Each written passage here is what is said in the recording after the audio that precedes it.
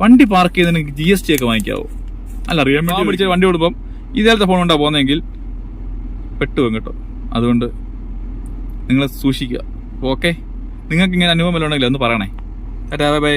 നമസ്കാരം, VME vlog ആണേ. അപ്പോൾ നിങ്ങൾക്ക് എന്താ കയ്യിലെന്നല്ലേ ഇതൊരു കാര്യമുണ്ടേ. നിങ്ങളൊക്കെ തിരുവനന്തപുരം ഇന്റർനാഷണൽ എയർപോർട്ടിൽ പോകാറുള്ളവരല്ലേ? ഡൊമസ്റ്റിക്കിലും പോകാറുള്ളതായിരിക്കുമല്ലോ. ഇത് ടിയാൽ. നമ്മുടെ എറണാകുളത്ത് ചെല്ലുമ്പോൾ നമ്മൾ സിയാൽ എന്ന് പറയും. ഇപ്പൊ തിരുവനന്തപുരത്തിന് പുതിയ പേര് വന്നിട്ട് ടിയാൽ, TIAL, ടിയാൽ.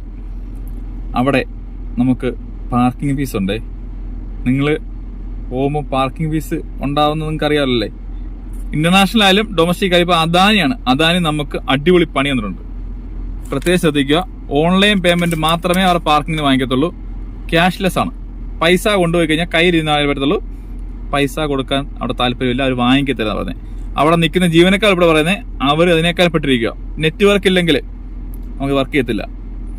അതെല്ലാവർക്കും അറിയാമല്ലോ. ഇവിടെ ഗൂഗിൾ പേയിൽ കൂടെ മാത്രമേ അവർ കാശ് വാങ്ങിക്കട്ടോ. കാർഡും ഇല്ല. ഗൂഗിൾ പേ കൂടെ മാത്രമേ പൈസ വാങ്ങിക്കൂ. 100 രൂപ. അതിന് GST CST അണ്ടേ 9%.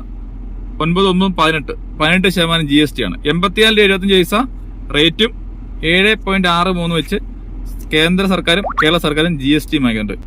വണ്ടി പാർക്ക് ചെയ്തതിന് GST ഒക്കെ വാങ്ങിക്കാവോ? അല്ല, അറിയാൻ വേണ്ടി ചോദിക്കുവാണെങ്കിൽ നമ്മുടെ വണ്ടി നമ്മൾ പെട്രോൾ അടിച്ച് അവിടെ പാർക്കിംഗ് ഫീസ് കൊടുക്കുന്നു. അതായത് നമുക്ക് അവിടെ നല്ലൊരു ബാത്റൂം സൗകര്യം പോലും തിരുവനന്തപുരം എയർപോർട്ടിൽ നല്ലൊരു ബാത്റൂം സൗകര്യം പോലും ഇല്ല. എറണാകുളത്ത് പോയിട്ട് പാർക്കിംഗ് ഫീസ് കൊടുത്താൽ അത് മുതലാണ്. അവിടെ അടിപൊളി പാർക്കിംഗ്, വണ്ടി വെയിലുള്ള പകൽ കിടക്കാം, രാത്രിയായാലും കുഴപ്പമില്ല, സോളാറൊക്കെയാണ്. അവിടെ ബാത്റൂമൊക്കെ ഇത്രയും ക്ലീൻ ആൻഡ് നീറ്റുള്ള ബാത്റൂം ഉള്ളൊരു അടിപൊളി എയർപോർട്ടാണ് എറണാകുളം.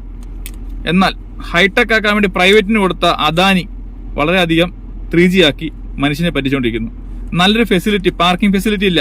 അവിടെ വണ്ടി ഇടാൻ പോലും സ്ഥലമില്ല. കഴിഞ്ഞ ദിവസം രാത്രി ഞാൻ പോയിട്ട് വണ്ടി ഇടിച്ച് ഉറങ്ങാന്ന് പറയുമ്പോൾ വണ്ടി ഇടാൻ വേണ്ടി ആ 1-ാം നമ്പർ മുതൽ 8-ാം നമ്പർ വരെ ഉള്ള പാർക്കിലെല്ലാം കറങ്ങി അവസാനം അതിന്റെ സൈഡിൽ ഒരു 2 വണ്ടിയുടെ ക്രോസ് കൊണ്ടിട്ട് ഉറങ്ങാൻ പറ്റാതെ വണ്ടിയിലെടുക്കുമ്പോൾ മരി കൊടുത്ത് അങ്ങനെ ഇട്ട് 2 മണിക്കൂറുള്ള വായി നോക്കിയിരുന്നു.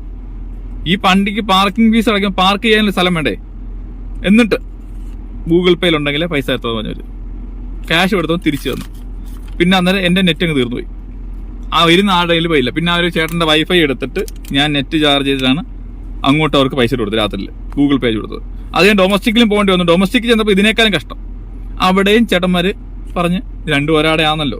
ഇപ്പം നമുക്ക് അല്ലല്ലോ, അദാനിക്കല്ലേ ഹൈവേ പണിയുന്നത്. അദാനി അവര് മൊത്തത്തിൽ വാങ്ങിച്ചിട്ട് കോൺട്രാക്ട് സബ് കൊടുത്തേക്കാന്ന് പറയുന്നു. എനിക്കറിയത്തില്ല എന്തോന്ന്. ഇതൊക്കെ എന്താവും ടോള് വരുമ്പോൾ നമ്മൾ പഠിക്കും. അപ്പോഴും GST ഒക്കെ കാണും കേട്ടോ. അപ്പൊ പാർക്കിങ്ങിനും GST ഉണ്ട് എന്നുള്ള കാര്യം എനിക്കിപ്പോൾ മനസ്സിലായി. ഹോട്ടലിൽ ചെന്ന് ഫുഡ് കഴിക്കാൻ ചെന്നാലും അത് അതിനേക്കാൾ കഷ്ടമാണ്. അതിന് ഞാൻ വേറെ വീഡിയോ ഇടാം. ഓക്കെ, ടാറ്റ.